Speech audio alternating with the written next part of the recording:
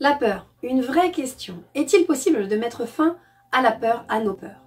Bonjour, je suis Sandra Saint-Léger, infirmière et thérapeute. Je suis passionnée par la relation corps-esprit et aujourd'hui, je vous propose de parler de vos peurs. Comment utiliser notre cerveau, nos émotions, notre corps pour travailler à résoudre le problème de la peur. C'est ce que nous voyons aujourd'hui ensemble. Bienvenue chez Nature Attitude.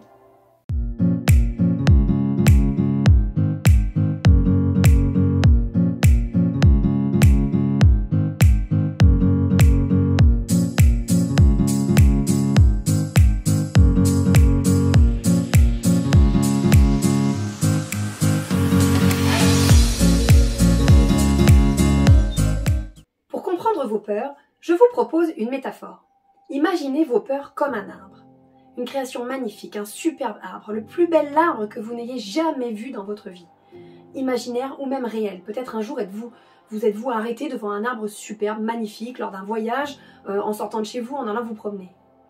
Imaginez vos peurs comme cet arbre. En fait, les branches de cet arbre, les feuilles de cet arbre, chaque branche, chaque feuille correspondent à une de vos peurs. Mettez-leur des étiquettes. La peur d'échouer, la peur de réussir, la peur d'être rejeté ou abandonné, peut-être même parfois d'être humilié, d'être critiqué ou jugé, la peur de vivre, de mourir, peut-être même parfois d'être simplement soi. Il y a des milliers de peurs possibles, comme il y a des milliers de branches et des milliers de feuilles. Les branches, en fait, sont l'expression, et ces feuilles, l'expression de la surface de la peur. En réalité, ce que nous oublions le plus, et ce qui est le plus important, ce sont les racines. Les arbres ont besoin de racines solides. Nous avons besoin de racines solides. Sinon l'arbre penche et nous perdons également de notre vitalité, de notre sensation de sécurité.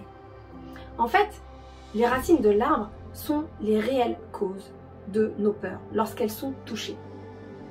Le but de cette vidéo va être de vous aider à trouver les racines de vos peurs pour que l'expression de celles-ci disparaisse. Effectivement, on s'accroche à l'espoir bien trop souvent que ce que l'on fera n'apportera pas de peur.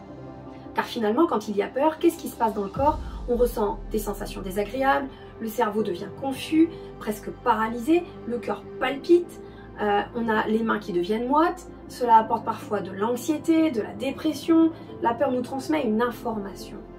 Elle nous transmet cette information par le corps et nous percevons des sensations comme désagréables. Nous les percevons comme quelque chose de négatif. Or, que signifie le mot peur? Revenons un peu sur la signification de ce mot. Eh bien, finalement, peur, P comme perception, E comme erroné, U d'une, R, réalité. Perception erronée d'une réalité. La peur, en fait, est une information erronée. Nous la percevons mal. Nous percevons mal ce que veut nous dire notre corps. Parce que nous utilisons nos filtres intérieurs, notre propre façon de voir le monde pour interpréter ce signal de la peur. Erroné également parce que finalement, nous portons notre attention sur les branches de l'arbre, sur cette expression, plutôt que sur ses racines, pour tenter de nous débarrasser de nos peurs. Quelles sont finalement les racines de l'arbre qui correspondent à nos peurs? Ces racines qui correspondent finalement à nos fondations, à notre structure émotionnelle profonde. Voyons cela ensemble. La peur trouve la plupart du temps racine et naît de deux choses. La première chose, de notre façon de penser.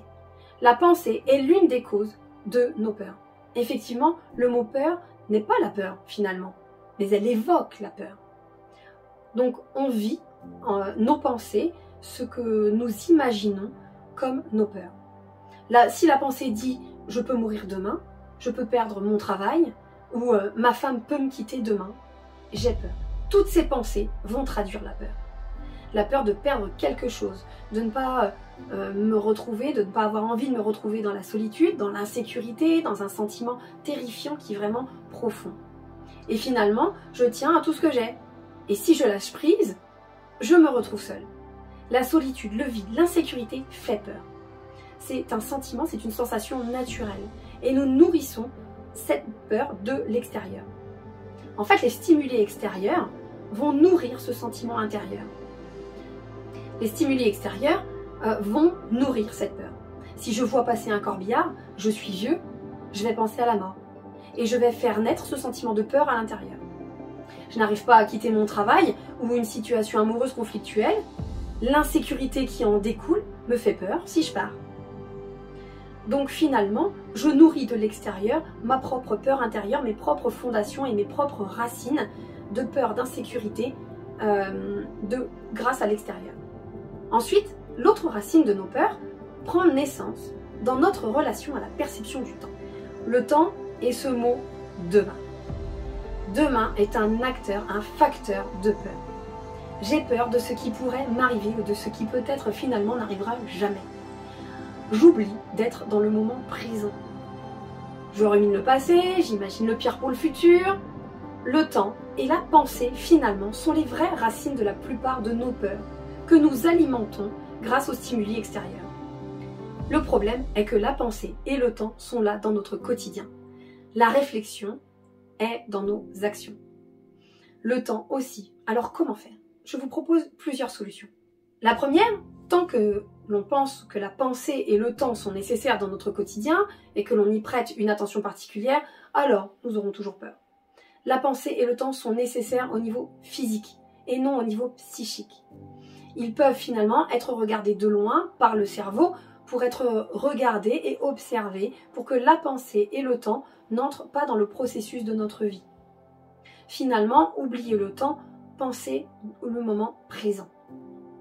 Donc, c'est-à-dire que finalement, nous pouvons tout à fait prévoir des choses, utiliser notre agenda, le mettre en situation de retrait, sans que cela n'intervienne au niveau psychique. Nous n'agissons que dans le physique. La deuxième chose, c'est de se poser, de regarder sa peur, analyser, écouter le message. Il n'y a que 6 à 8% de nos peurs qui sont des peurs de danger physique.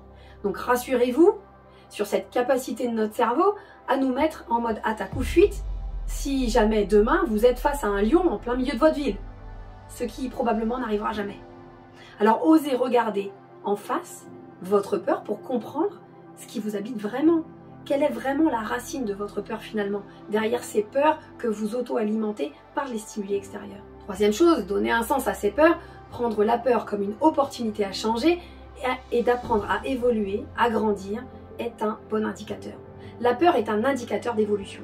Elle va nous permettre de comprendre ce sur quoi nous devons travailler sur le moment. Quatrième chose, elle est normale.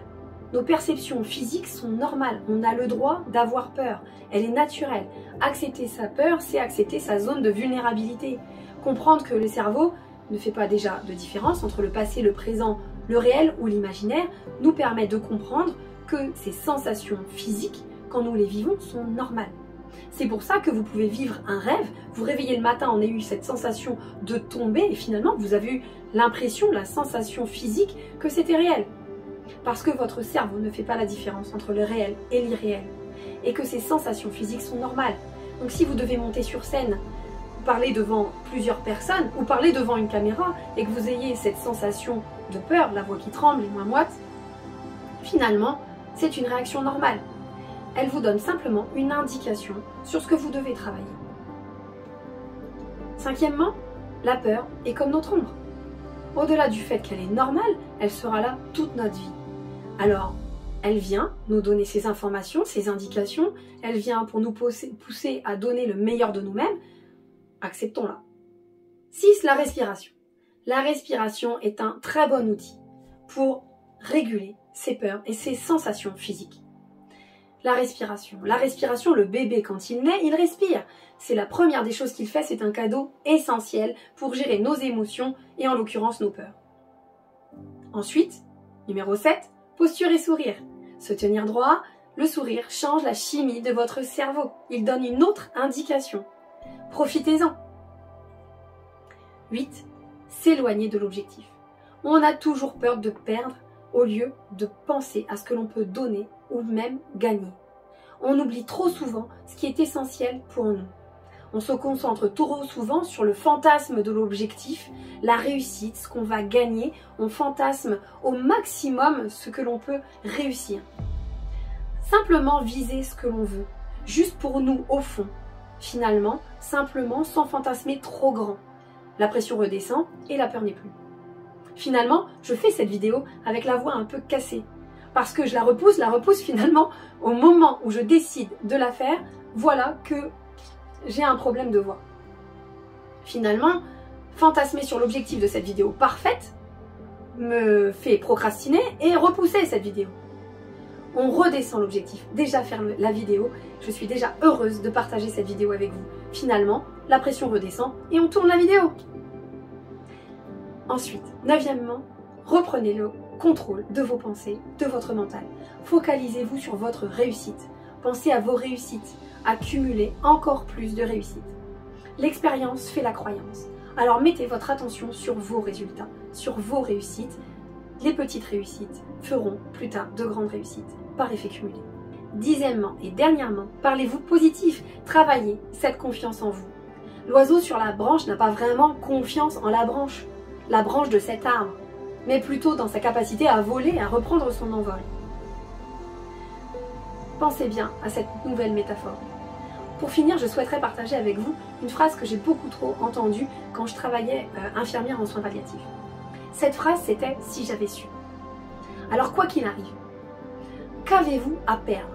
Avec un peu d'exercice mental, avec un peu de réflexion, de prise de recul, de regarder toutes ces peurs de loin, de regarder plutôt profondément vos racines, ce qui vous maintient dans la réalité, plutôt que les branches et l'expression de vos peurs, eh bien finalement, allez-y, osez, changez, osez tout changer. Et même osez partager si vous avez aimé cette vidéo. À très bientôt pour une autre vidéo sur Nature Attitude.